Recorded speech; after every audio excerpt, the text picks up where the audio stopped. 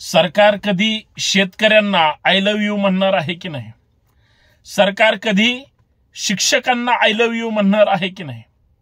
सरकार कधी बेरोजगारांना आय लव्ह यू म्हणणार आहे की नाही? सरकार कधी आपल्या इथल्या कष्टकरी, कामगार, शेतमजूर ही जी हातावर पोट असणारी मंडळी जी आहेत, जे महागाईने होरपळून गेलेली आहेत आणि जात आहेत, त्यांना कधी आय लव्ह यू म्हणणार आहे की नाही? तुम्ही म्हणाल आय लव्ह यू म्हणायची काय गरज आहे? अहो, जोपर्यंत तुमच्या मनातलं प्रेम तुम्ही समोरच्या बद्दल दाखवणारच नाही, तुम्हाला समोरच्या राज्याच्या कानाकोपऱ्यातल्या लोकांची जर कीव येत नसेल तर काय बोलायचं? भारताने T20 वर्ल्ड कप जिंकला, साधारणतः 34वीच वेळ आहे काहीतरी. अभिमानाची गोष्ट आहे. आपल्या देशाच्या हितासाठी आणि सगळ्यात महत्वाचं देश अभिमानासाठी, गौरवासाठी, क्रीडा प्रेमीसाठी, खेळाडूंसाठी प्रचंड प्रचंड प्रचंड अभिमानाची गोष्ट आहे. संपूर्ण भारतीय क्रिकेट टीमचं मी सर्वप्रथम मनपूर्वक अभिनंदन करतो आणि त्यांना धन्यवाद याच्यासाठी देतो की भारतातल्या तरुणांमध्ये जी मरगळ आलेली होती, व्यसनाधीनकडे वळलेले तर आहेतच समजा, कारण आपल्या इथं गुजरात मार्गे जर ड्रग्ज, गांजा किंवा अंमली पदार्थ येत असतील तर आमची तरुण पोरं त्या ठिकाणी निरोगी कशी राहतील? गुटख्याचं प्रमाण तिकडूनच इकडे जास्त पाठवलं जातोय, प्रोडक्शन तिकडे चालू आहे जास्त. आणि मग ह्या सगळ्या ह्याच्यामध्ये क्रिकेटच्या जल्लोषामध्ये पोरं ही ज्या ताकदीनं घराबाहेर पडली. तुम्ही मुंबईला परवा पाहिलं असेल, महाराष्ट्र शासनाच्या वतीनं क्रिकेटपटूंचं जे काही जंगी स्वागत केलं, प्रत्येक भारतीयाला अभिमान वाटत होता त्या क्रिकेट प्रेमींबद्दल, क्रिकेटपटूंबद्दल सुद्धा. झाडाला लटकून क्रिकेट वेडे त्या ठिकाणी सेल्फी किंवा काढण्यासाठी म्हणजे सगळं भान हरपून गेलेले होते. आणि क्रिकेटनी सुद्धा, आणि खास करून IPL किंवा ह्या T20नी क्रिकेटपटूंना प्रचंड मालामाल केलेलं आहे. भरपूर पैसे मिळालेत. म्हणजे कपिल देव यांनी 1982ला जो काही 83ला जो काही वर्ल्ड कप जिंकला, त्या दिवसापासून आजपर्यंत ते जे दिवस त्यांचे होते, एवढा पैसा त्यावेळेस मिळायचा नाही. आता करोडोनी पैसा मिळतो क्रिकेटपटूंना. तरी सुद्धा आमच्या महाराष्ट्र सरकारने, म्हणजे आपल्या 15 कोटी रुपये क्रिकेट त्या सगळ्या प्लेयर्सला त्या ठिकाणी देऊ केले. तिजोरीत पैसे आहेत की नाही माहित नाही. सध्या तसंही सरकार कर्जबाजारीच आहे, खिशातले कुणालाच द्यायचे नाहीत. आणि त्यांचं क्रिकेट बद्दलचं प्रेम त्यांनी पैसे देऊन त्या ठिकाणी दाखवलं. माननीय मुख्यमंत्री आणि सगळ्या मंत्रिमंडळाचं राज्यांनी आभार मानलेच असतील की तुम्ही क्रिकेटपटूंच्या पाठीशी राहिलात. मला सुद्धा प्रचंड अभिमान आहेच, क्रिकेटपटूंबद्दल सुद्धा आहे. आणि त्यांची ज्यांनी पाठ थोपटवली, ते प्रधानमंत्र्यांपासून आपल्या राज्याच्या मुख्यमंत्र्यांपर्यंत, बाकी आमदार, मंत्री वगैरे ते सगळे उपस्थित होते, ते आलेच.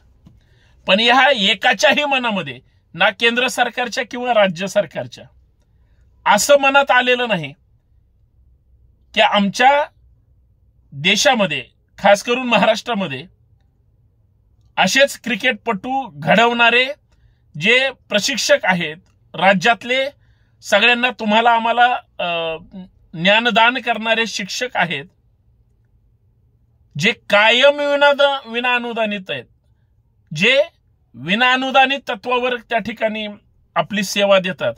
माझे मित्र आहेत. आम्ही साधारणतः ग्रॅज्युएशनला असताना ते शाळेवर लागले कसे तरी हातापाया पडून.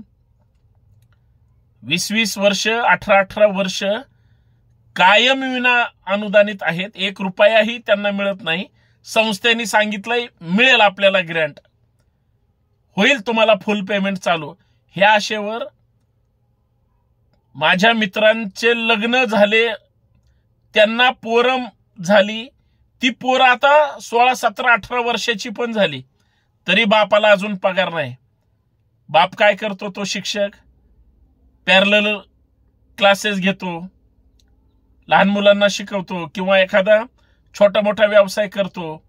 कोरोनाच्या महाभयानक काळात तर बरेच जण भाजी विकायचे, कोणी कम्प्युटर क्लासेस चालवतं, किंवा कोणी दुसऱ्याच्या क्लासेसवर त्या ठिकाणी शिकवायला जातात, आणि मग कुटुंबाचा त्या ठिकाणी चरितार्थ भागवतात.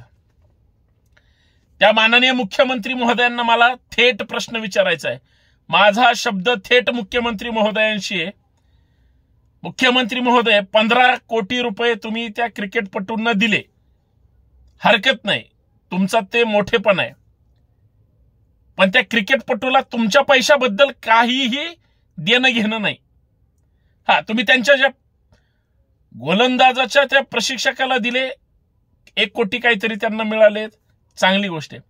महाराष्ट्रामध्ये जे शिक्षक कायम विनानुदानित किंवा अत्यंत वाईट अवस्थेमध्ये आहेत, त्यांच्या पगारांची तरतूद कधी करणार हो?